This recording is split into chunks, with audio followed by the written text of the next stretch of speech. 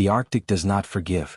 For nearly 80 years, winds screamed across endless white deserts, burying everything beneath layer after layer of ice.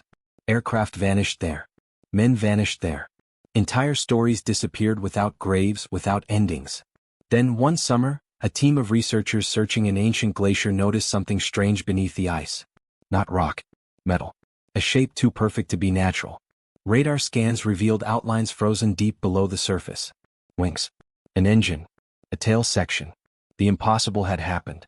A World War II B-17 flying fortress, missing for decades, had been trapped beneath Arctic ice, preserved by temperatures so brutal they stopped time itself.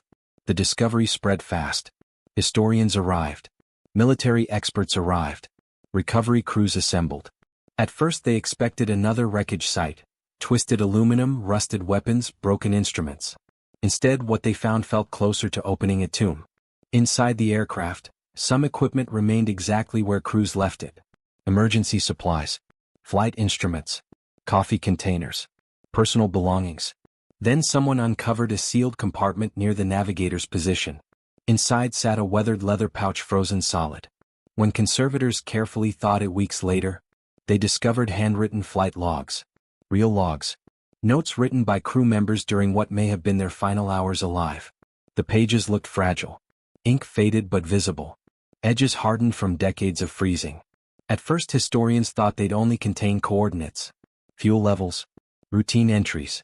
But as translations and restoration continued, the words became unsettling. Because these weren't ordinary mission reports. They sounded personal. Fears slipped between technical notes.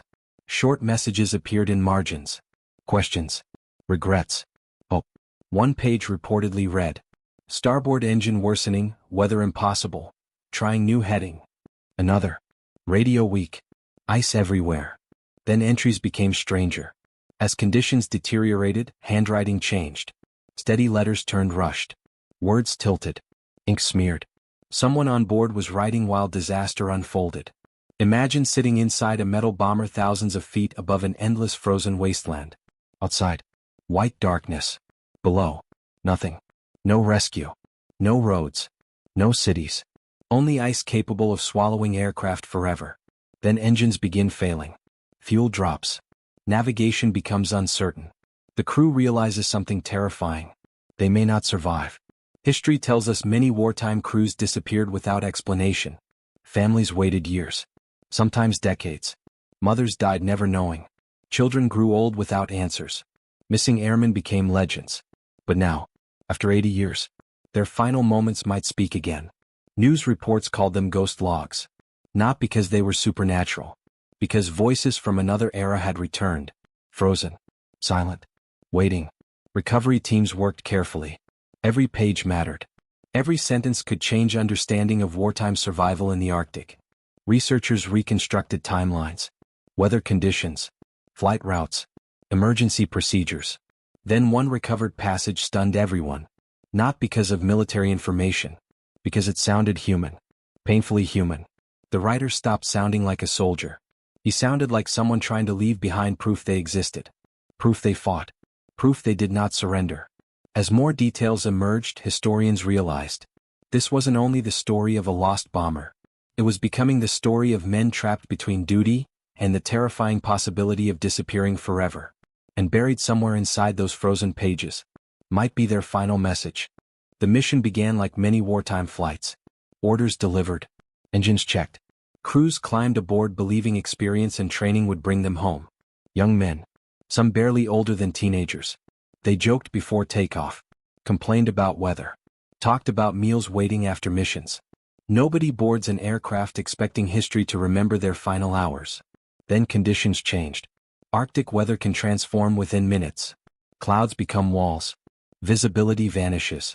Ice forms on wings. Instruments struggle. Engines lose efficiency. Pilots fight machines while nature wages war around them. Recovered records suggest worsening conditions forced difficult choices. Turn back? Continue? Search alternate routes? Every option carried risk. Fuel calculations became deadly mathematics. One wrong decision meant disappearance. Entries from recovered logs reportedly tracked deterioration. Temperature dropping. Navigation uncertain. Fuel concern increasing. Simple words. Yet behind each sentence lived rising panic. Imagine hearing engine sounds change during flight. Pilots know. They always know. Tiny differences become warnings. A vibration. A hesitation. Then fear grows. Because over Arctic wilderness, there is nowhere safe to land. As weather worsened, handwriting in logs changed again. Experts noticed pressure marks increasing. Whoever wrote them pressed harder. Perhaps hands were shaking. Perhaps gloves interfered. Perhaps fear had arrived. Then came references to emergency procedures. Crews prepared for survival. The possibility of crashing no longer seemed distant. It seemed real. Outside the aircraft, snowstorms, darkness, temperatures capable of killing within hours. Recovery historians believe crew members understood something devastating. Even surviving a crash might not save them. Stories from Arctic warfare reveal stranded crews burned aircraft parts for heat, shared ration crumbs, waited weeks for rescue. Some never received it. One recovered passage reportedly mentioned hope, not certainty. Hope. Hope rescue might come. Hope radios would work. Hope weather would break. Human beings survive through hope longer than logic. Then came the entry many now associate with the legend. If this is our last transmission, tell them we tried. Nobody knows exactly who wrote it. Pilot? Navigator? Radio operator? Perhaps someone exhausted beyond fear. The sentence spread because it felt universal. Not military. Human. 3 words carried enormous weight. We tried. Not. We won. Not. We survived. Only. We tried. For decades, ice protected those words. Entire generations lived and died while the message remained trapped underground. Then glaciers shifted. Time surrendered. And voices returned.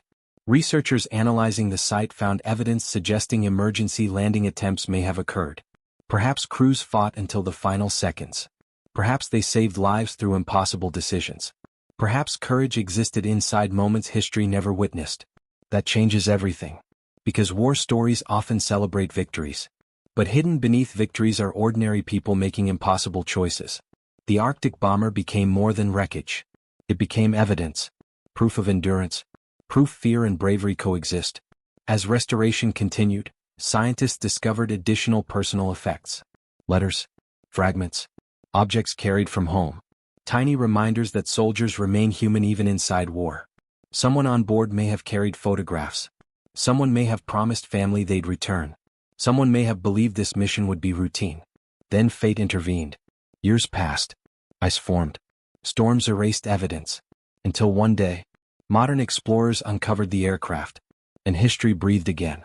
The frozen bomber had waited nearly 80 years. Patient. Silent. Keeping secrets. Today the Arctic still hides countless stories. Aircraft. Ships. People. Moments frozen beyond memory. The B-17 discovery reminds us something uncomfortable. History is never fully buried. Sometimes it waits. Years become decades. Decades become generations. Then ice melts. Earth shifts. And forgotten voices return. Imagine standing near recovered wreckage. Cold wind hitting your face. Looking at metal touched by men who believed nobody would remember them. Then opening a notebook. And reading thoughts written during fear. Not fiction. Not movies. Real people. Real uncertainty. Real hope. Perhaps that is why discoveries like these affect us so deeply. Because technology changes. Countries change. Wars end. Yet humans remain the same. We fear losing those we love. We hope someone remembers us. We want proof our struggles mattered.